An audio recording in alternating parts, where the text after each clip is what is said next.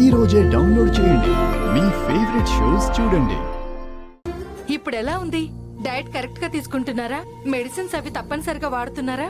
అన్నీ మీరు చెప్పినట్టుగానే చేస్తున్నాను మేడం. గుడ్. ఆయిషా 2 minutes, ఇప్పుడే వస్తాను. సరే మేడం.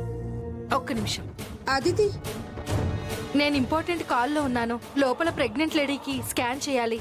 కాస్త చూస్తావా? Okay, sure.